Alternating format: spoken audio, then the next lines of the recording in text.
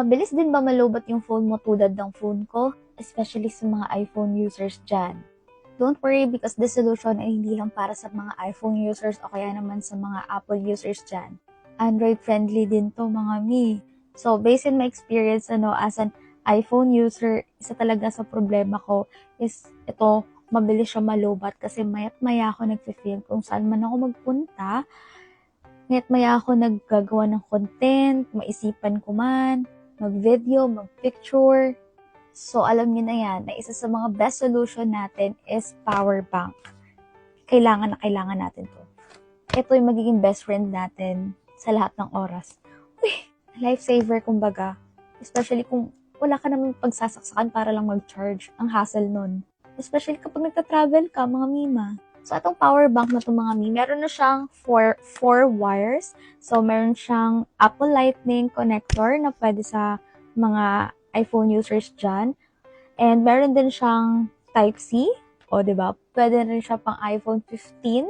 And meron siyang micro USB and with USB input.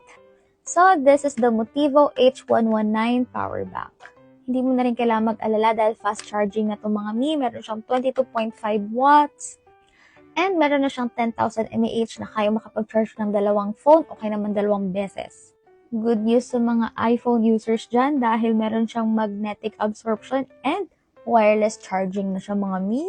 Kaya perfect talaga to sa mga content creators dyan na gumagamit ng mic nila pero lowbat na sila. Gets nyo ba? Siyempre, alam niyo yung connector natin sa mic. Siyempre, kailangan natin yung ilagay dito, di ba? Dito. Pero kailangan natin mag-charge. So, anong unahin natin ni? Yung moment or yung lowbat ng phone mo. O kaya mo na pagsabayin. Pwede ka na mag-content habang nag-charge. Uy! So, yeah. Sabay-sabay natin siyang buksan. Ay! So, wala akong blade talaga mga no? Or cutter. Ito na lang ang kilay. Ang tanggal ng kilay.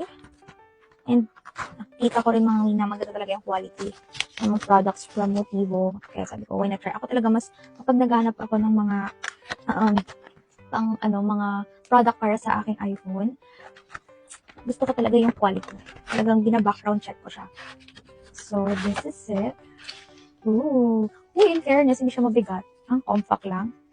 And travel-friendly talaga siya. Diba? Pwede sa mga malilit na bag niyo. And here we go. Sirain ko na. Ooh, so ito yung 4 charge wires niya. Ayan. Ayan siya. And ito yung magnetic. Ayan, wireless charging. And ayan mga color white syempre for the aesthetic. And try natin siya sa aking iPhone 13 Pro Max. So meron din pala tong LED digital display. Ito siya. Ayan o. Kita nyo ba? So ayan. So tingnan natin kung ilan. So, meron pa siyang 72%. Ayun, nakalabas talaga. 72% mga mi o bongga. So, ito na. Moment of truth.